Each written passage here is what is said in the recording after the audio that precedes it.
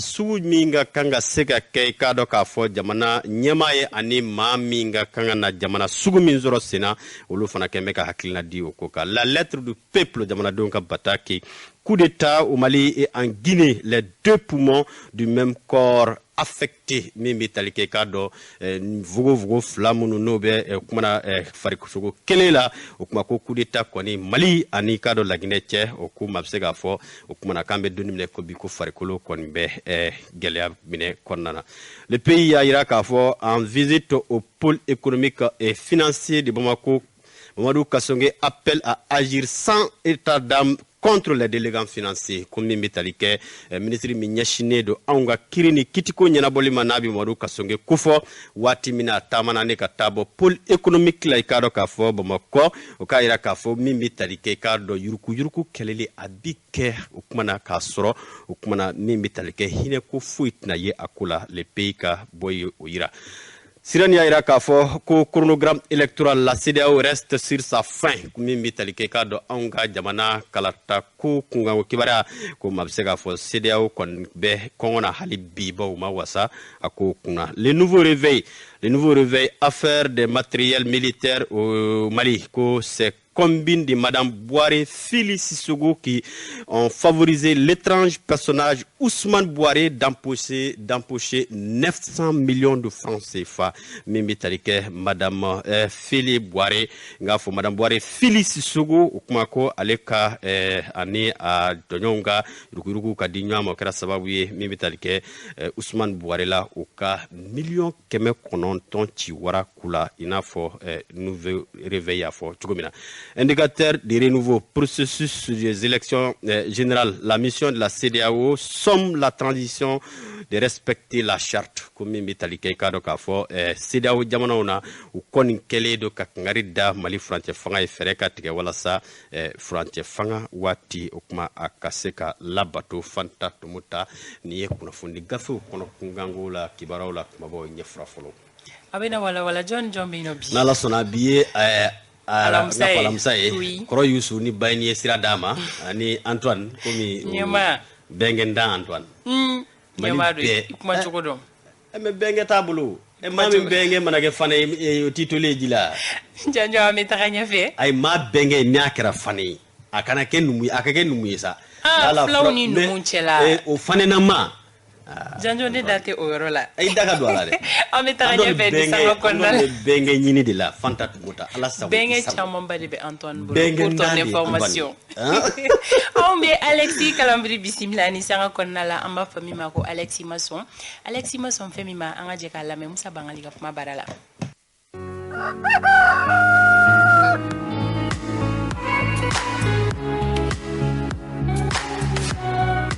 Habibi na imana donso kono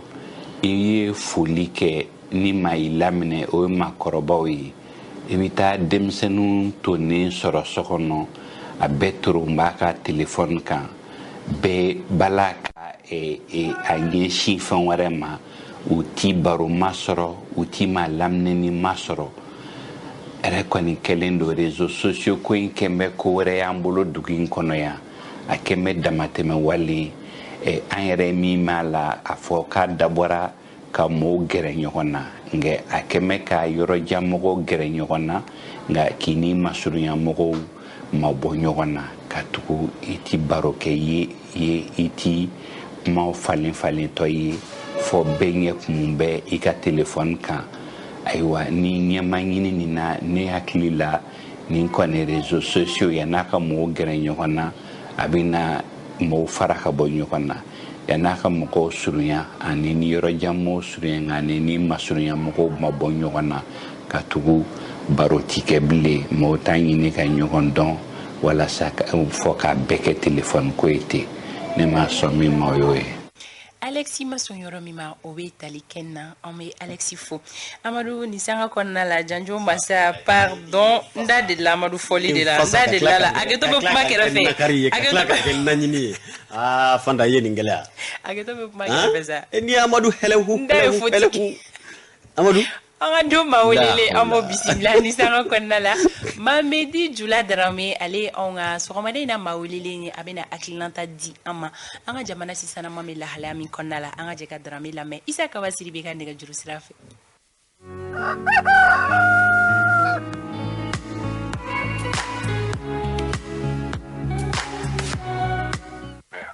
Mamadi Jula Drame ini sogoma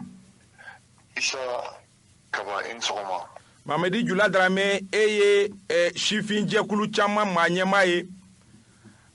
mamunu be wele ko leader d'opinion iye odoye bibina jamana be lahala min kono akaka aw hakilna kata wakati be ka laje jamana be se ka bo degun kono chugomi d'abord ambe lahala min kono bi aballa ela bi anga yere soro ni chugo ala tanwa Isa qu'il faut ka renouveau la média kulu bela jelen fo. Oui, lamine. Isa amela la mun kono bi ama balnela. Ka soroni la la en kono me ka toni la la en kono isa ode balle nonela. Parce que ni ya jatemna comme ni 2012. Faut kana bla 2020 na. Ani wuli ka jo chama na sabati ka mali on na somi. Ka fo nama frangonka. Nama hakli ke kelenye. Dondo an jigi b'a la ko fɛn mun ye an bɛɛ lajɛ fɛn ye n'o ye Mali ye n'an m'an kɔlɔsi don dɔ o bɛ tila an na nka a ma lamɛn parce que Maliko in kɛra yɛrɛko de donc o de nana an sɔrɔ nin dingɛ in kɔnɔ bi nka le 18 août 2020 o ni sisan cɛ ne kun t'a dɔn k'a fɔ an bɛ wagati min na bi o sisan b'an sɔrɔ o wagati kelen o cogoya kelen kɔnɔna la nin gɛlɛya in bɛɛ lajɛlen kɔfɛ o de kama n ko i ma n ko k'an sɔrɔ nin position in na a ma bali ne la mais ka to nin position in na o de balila ne la ayiwa Mamadi an b'a dɔn k'a fɔ fangacɛ furancɛ fanga wagati caman ale ye fara ɲɔgɔnkan wagati ye nka anw ka ɲina nin san fangacɛ furancɛ fanga in farafarali ka ca a kɔnɔ kojugu e b'o o faamu cogo di ne b'o faamu parce que ko daminɛ de ma ɲa n'i y'a jateminɛ ni an bɛ se k'a fɔ nin ye coup d'état 5 de ye Mali kɔnɔna na 68 91 2012 ani fila mun kɛra 2020 ni sisan cɛ nka coup d'état fɔlɔ fɛn fɛn kɛra an bɛ se k'a fɔ coup d'état mun kɛra ni a wolola fɛn na maliyɛn bɛɛ yɛrɛ sɔrɔ fɛn mun kɔnɔna la o kɛra Amadu Tumani Ture ka coup d'état en 91 o kɛlen kɔfɛ u ye da de yɛlɛ bɛɛ ye ka bɛɛ kuma ɲɔgɔnya ka layidu ta diɲɛ ye ka layidu ta maliyɛnw ye k'o layidu ninnu waleya a ko u nalen u ye layidu min ta kelen dɔrɔn de bɛ yen ni an bɛ se k'a fɔ a ma bɔ a sira fɛ o de ye u kun nana k'u bɛ kalo 9 kɛ u tilala ka kalo 5 fara a kan o yɛrɛ u y'o layidu wuli ni jamanadenw bɛɛ lajɛlen ka hakilina de ni bɛɛ ka bɛnkan de nka n'i y'a jateminɛ ninnu nacogo olu nana ka na kuma fɔlɔ minnu fɔ ani n'u ye waleya fɔlɔ minnu pose o de nana ni nin farali in ye wa o de kelen don sababu ye bi ka gɛlɛya lase transition in ma wa transition in réussili n'a réussili bali baliya a bɛɛ b'o de bolo o de kama n ko hadamadenya la ni i wuli cogo ma ɲa ni wulila fɛn mun kama n'i y'o bɔ a ma ni m'i kɔlɔsi i se cogo bɛ gɛlɛya i bolo ayiwa Mamadi an b'a dɔn k'a fɔ jamana ko do a tɛ tiɲɛ sisan hakilina ye a bɛ kɛ cogo di walasa an ka bɔ bɛɛ hakilina nafa ka bon nin wagati in kɔnɔ ka sɔrɔ an bɛ gɛlɛya kɔnɔ dɛ an bɛ se k'a kɛ cogo di ka se ka bɔ an ɲuman ka bɔ fangacɛ furancɛ fanga in kɔnɔ ne hakilina ye mun ye an ka hakili bila dusu ɲɛ an ye le 10 11 12 septembre 2020 assise de kɛra CICB la ka kalikan dɔw ta o kalikan ninnu sariti b'o kɔnɔna la sariti in ka lawaleya sariti ye fɛn mun fɔ o ka lawaleya n'o lawaleyara ni maliyɛnw yɛrɛ y'a ye k'a fɔ wagati mun dira ninnu ma a wagati ka surun wala baara mun dir'u ma a baara ka gɛlɛn ni wagati in kɔnɔna la sigikafɔ bɛ kɛ o sigikafɔ kelen de b'a jateminɛ mun ka kan ka kɛ parce que jate dɔw bɛ yen f'an ka bɔ o kɔnɔna la isa ka yɔrɔ mɔgɔ dɔw ta dɔrɔn ka groupe dɔw ta dɔrɔn k'olu ye mɔgɔ kolonw ye an ka bɔ o de kɔnɔna la Mali in kɔnɔ i mana kusi o kusi ta ɲuman b'a la juguman b'a la Mali kɔnɔ i mana siya o siya ta ɲuman b'a la juguman b'a la Mali kɔnɔ i mana dugu o dugu ta i bɛ taa sɔrɔ ɲuman bɛ yen juguman bɛ yen donc ka jateminɛ de kɛ o ɲuman ninnu bɛ se ka bɔ sɛnsɛn cogo di olu fara ɲɔgɔn kan olu ka na ni hakilina min b'an bɔ nin dingɛ in kɔnɔna la maa dɔw bɛ se ka kɛ maakolon ye kunun i bɛ taa sɔrɔ o bɛ nimisa o bɛ kɛ maa ɲuman ye bi maa dɔw kun ye maa ɲuman ye kunun i bɛ se ka nata kama ani pereseli kama o bɛ se ka kɛ maakolon ye bi Mali an k'a kanu parce que isa jamana in su Modibo fo ka na se Musa ma an kun jamana in ye nation de mais Musa tile la jamana in yɛlɛmana ka kɛ patrie ye Mamedi Jula Drame ale ka laseliw tun bɛ tali kɛ na an bɛ faamuyaliko ɲuman ɲini bɛɛ fɛ Janjo Isa Kaba ye kumaso la sɔrɔ an bɛna ɲɔgɔn la sɔrɔ a bɛna walawalali kɛ an ye sabula ka d'a kan an y'a ye k'a fɔ kunun fɛn min bɛ tali kɛ Mali jamanakuntigi kɔrɔ ni o bɛ tali kɛ fanga furancɛ fanga ɲɛmaa kɔrɔ Bandaw ko ale bilala jamanakuntigi kɔrɔ hukumu minan dɔ kɔnɔna la ni o bɛ tali kɛ ka mɔgɔ kɛrɛnkɛrɛnnen dɔw bila a ka bolo kan minnu bɛ se ka a ka magoɲɛ dɔw ɲɛnabɔ ni o bɛ wele ko cabinet ko yalima ko maa jumɛn de bɛ Bandaw ka cabinet kɔnɔna la a kuma kɔni cayara kunun kosɛbɛ Isa Kaba Sidibe ale bɛna anw dɛmɛ ka hakilina miiri k'a ko kan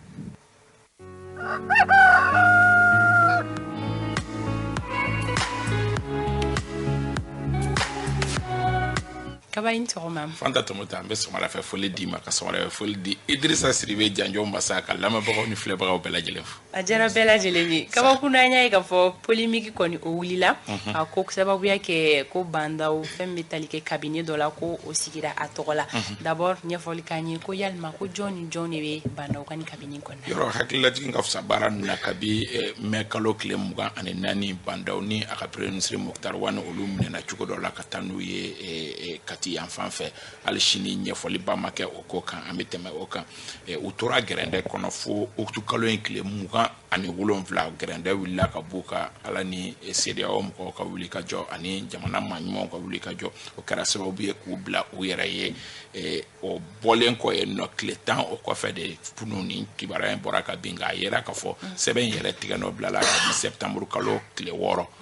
kunun tun ye septembre kalo tile 8 o b'a yɛrɛ k'a fɔ ko a ye tile damadɔni kɛ ka sɔrɔ a ma bila jama ka bolo kan i b'a ye k'a fɔ maa dɔw bilala min ye jamana kuntigi fanga cɛ furancɛ fanga maa ɲɛmaa kɔrɔ ale ka bolo kan an b'a teliya dɔɔni a ka chef de cabinet o kɛra colonel Sanbali Sidibe ye o ye a yɛrɛ masuruna mɔgɔba dɔ ye a ka chef de protocole ni o yɛrɛ tun ye chef de protocole ye kuluba ye nɔ Samir Nama n'ale yɛrɛ tun ye jamana kuntigi kɔrɔ Ibrahim Bokar Keita fana ni ka chef de protocole kɔrɔ ye o bilala a ka bolo kan dɔgɔtɔrɔ min ni o bɛ a ka bolo kan désormais o ye capitaine médecin Ousmane Samake o bɛ bila a ka dɔgɔtɔrɔya o hukumu kɔnɔ min ye chargé de mission ye minnu bɛ a ka sɛbɛnfura ko n'a ka boliboliw kɛ maa fila dira a ma o hukumu kɔnɔ lieutenant Seydou Jamutɛnɛ ka fara Ali Ndaw kan ninnu bɛɛ lajɛlen ye chargé de mission ye a ka lakanabaga kelen farala o kan ka sababu kɛ i b'a dɔn k'a fɔ colonel Dawuda Sogoba o bɛ a ka bolo kan yen nɔ kelen farala o kan ni o ye Bakɔrɔba Ɲare o farala o kan k'o kɛ o ka adjoint donc i b'a ta ka jateminɛ nin ye a ka cabinet constitution ye polémique ma yɔrɔ sisan polémique ma yɔrɔ ye min ye c'est que mɔgɔ caman bolo bɔlɔlɔw sanfɛ k'a fɔ ko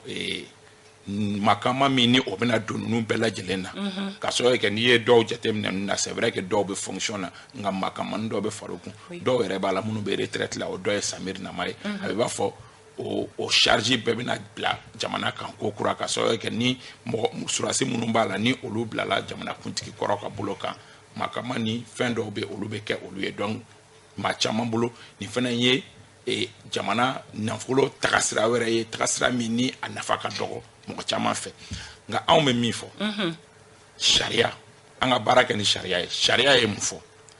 président yɛrɛ kuma bɛ kɛ président ka jamana sɛbɛnba kɔnɔ constitution kɔnɔ a cɛtigɛ sabanan o article 52 o bɛ kuma jamana kuntigi kɔrɔw lahalaya kan jamana kuntigi kɔrɔw lahalaya a b'a yira k'a fɔ ko maa o maa ye jamana kuntigiya kɛ ni sariya kelen tɛ k'i nɔ minɛ k'i ni makama dɔw ka kan o de hukumu kɔnɔ décision ba dɔ bɛ yen nɔ min ye parce que ni sariya in fana bɛ bilali kɛ ka taa sariya dɔ kan min bɛ taa bin loi numéro 2012-001 PRM du 24 février 2012 relative à la pension et avantages accordés aux anciens présidents. On peut pas au camp à dantige mami ni aye jamana kuntigiya kɛ n'a ye i bolo kɔrɔtan ka kale ka siɲɛ kɛ ni o tigi bɔra jamana kuntigiya la o sariya b'a dantigɛ k'a fɔ ko ani makama minnu ka kan maintenant ɲininkali bɛ yɔrɔ min Bandaw a ye jamana kuntigiya kɛ wa a m'a kɛ ni a ye jamana kuntigiya kɛ e ke a ye kale ka siɲɛ kɛ wa a kumana jamana tɔgɔ la ale tile kelen jamana kuntigi don sariya ye min fɔ ani o ka kan kuma yɛrɛ b'o de nɔfɛ mɔgɔ min ma jamana kuntigiya kɛ n'o ta kuma kun cayara o ye général Amadou Aya Sanogo a ma kale ka siɲɛ kɛ a ma foyi kɛ o problème kelen de kun wulila Cour suprême kun y'a fɔ Assimi ye ko ni i ma kale ka siɲɛ kɛ n'i taara o cogoya la tentɔ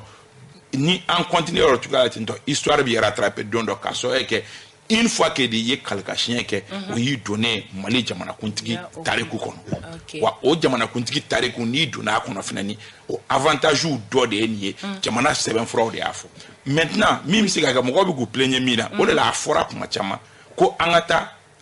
révision constitutionnelle la ka sɔrɔ kɛ ninnu fɛn camanba bɛ yen nɔ kuma caman mɔgɔw b'u plaigner u la a dun bɛ an ka jamana sariya sɛbɛnw de kɔnɔ n'an ka jamana tɛna to sariya sɔsɔ kɔnɔ kabi 2012 an bɛ sariya sɔsɔ kɔnɔ mun bɛ k'an bila sariya sɔsɔ kɔnɔ parce que sariya sɛbɛnw bɛ k'u ka insuffisance yira an ka sariya sunba y'a ka insuffisance yira a kɔ n'a ɲɛ bɛɛ lajɛlen kan maintenant bɛɛ ka sɔrɔ an ka taa walasa ninnu ɲɔgɔnna minnu bɛ yen nɔ olu ka bɔ a kɔnɔna la o bɛ baaraw la kelen k'a fɔ ni mɔgɔ min nana par exemple jamana ɲɛmɔgɔya la k'a sɔrɔ kalata tɛ ni makama tɛ se ka d'i ma n'olu donna a kɔnɔ wagati min don min mɔgɔ bɛ se k'i plaindre mais jusqu'à preuve de contraire an bɛ don min na i komi bi ni fɛn ma fɔ a kan k'a sɔrɔ 2012 Jɔnkuda Tarawele kelen fanga cɛfurancɛ fanga ɲɛmaa ye a tilalen kɔ a ka cabinet sigila bɛɛ lajɛlen b'a dɔn Amadu Tumani Ture a ka cabinet sigira bɛɛ lajɛlen b'a dɔn Ala ma hinɛ la Musa Tarawele a ka cabinet tun bɛ Ala ma hinɛ la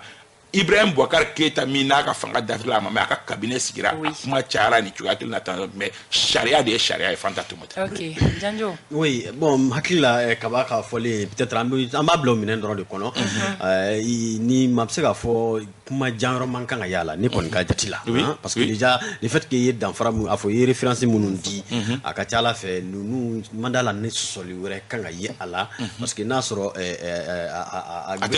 gwɛnna ko a dɛsɛra o ma fɔla la i bɛ ka fana gwɛnna ko dɛsɛra donc i tɛ se ka a bolijalaki ɲɛsin a ma parce que il a été incapable ale fana fɔra min kɔ o fana ma se donc u ka cabinet dira ma donc vraiment ne ka ye la hakili la kaba kɔni ka kɔrɔfɔ ye kɔrɔfɔ jɛlen de ye en réalité a ka kan ni bayɛlɛma min bɛ kɛ fura wɛrɛ bɛ se ka ɲini o de la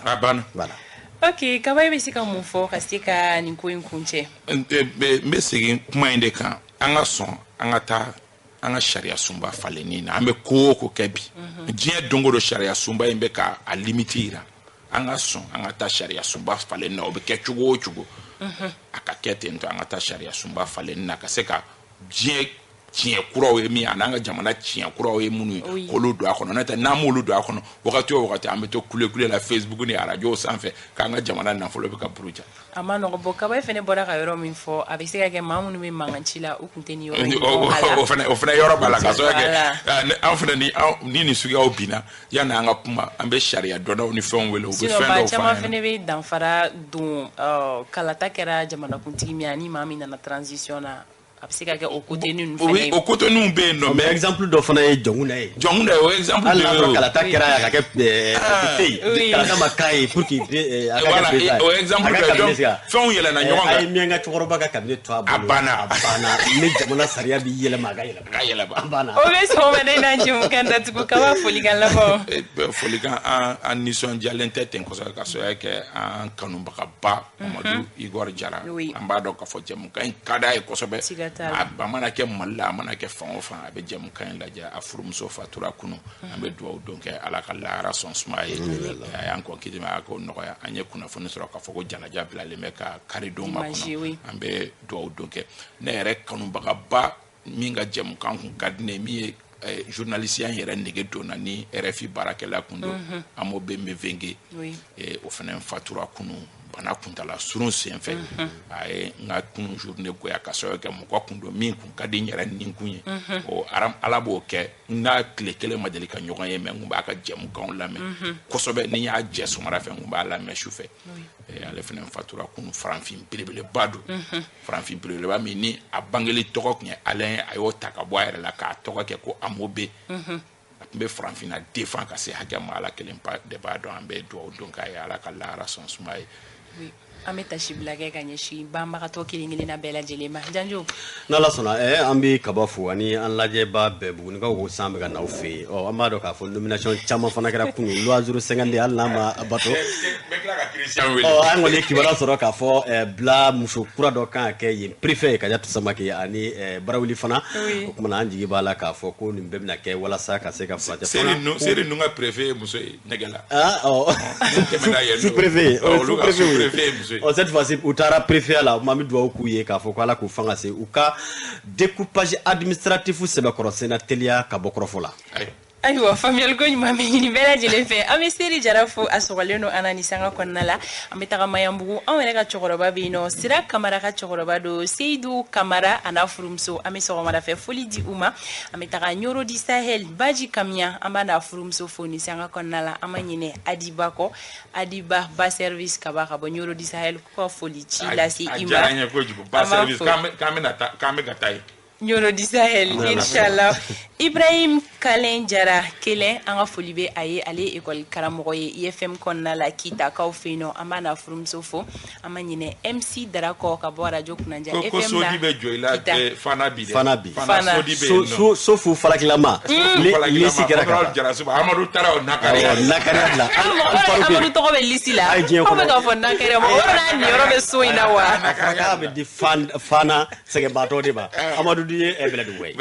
a taara o nakariya bɛɛ lajɛlen bɛ fo ni sanga kɔnɔna la an ma ɲinɛ Kante kɔ ale bɛ Kita ni sanga kɔnɔna la an bɛ bɛɛ lajɛlen fo anw bɛ wuli nɛgɛ kaɲɛ 9 Adel Samake bɛ dugu kunkanko kɛnɛ sigi sini sɔgɔma 7h15 an bɛ ɲɔgɔn sɔrɔ yan nɔ kunnafoniya wɛrɛw kɛnɛ kan Ala ka tile yɛrɛ